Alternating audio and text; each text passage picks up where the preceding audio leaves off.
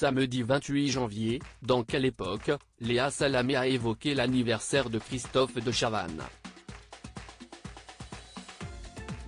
Un sujet visiblement sensible. Ta gueule, a-t-il lancé, avant de déclarer « Je suis d'une humeur exécrable ».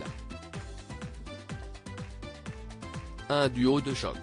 Quand Laurent Ruquier a décidé de laisser la case du samedi soir à Léa Salamé, elle a cherché quelqu'un pour l'accompagner à l'animation du nouveau talk-show Quelle époque. Et elle a choisi Christophe de Chavannes. C'est moi qui l'a appelé, a expliqué Léa Salamé, dans TPMP, en septembre. On s'est retrouvé avec mon producteur et on s'est demandé qui on a envie de prendre. On a écrit 3 noms chacun sur petit papier, mon producteur et moi, et on s'est vu. On a donné notre liste de noms que je ne donnerai pas. Sur la liste de mon producteur il y avait De Chavannes, et évidemment De Chavannes sur la mienne. Moi j'étais fan, je le regardais dans les années 90. J'ai grandi avec lui. Léa Salamé et Christophe de Chavannes se sont rencontrés début juillet, et le courant est passé. Il a débarqué avec une demi-heure de retard. Il venait de sa campagne en short, en basket, a raconté la présentatrice, toujours dans TPMP. Et de glisser à l'animateur, quand je dis une demi-heure, si pour être poli avec toi. Il est arrivé avec 2 heures de retard. Ce qui ne les a pas empêchés de s'entendre, il a fait 3 vannes. J'ai ri.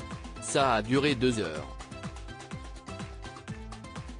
Depuis, ils se retrouvent toutes les semaines pour enregistrer Quelle époque, avec le chroniqueur Philippe Caverivière et le sniper Paul de Saint-Cernin. Et, pendant l'émission, Léa Salamé et Christophe de Chavannes n'hésitent pas à se taquiner. Pardon, c'est à moi que je me suis dit ta gueule samedi 28 janvier, au début de Quelle époque, Léa Salamé a accueilli Christophe de Chavannes en lui souhaitant un bon anniversaire, il a fêté ses 65 ans lundi 23 janvier. Ça va Christophe? Un an de plus? A-t-elle lancé. Oui, ta gueule, a-t-il répondu du tac au tac. Ta gueule? Enfin, s'est-elle exclamée.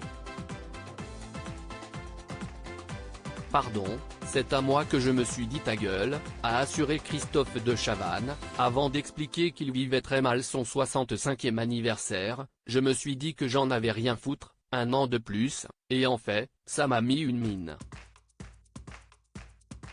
Donc je suis d'une humeur exécrable. Bonne ambiance.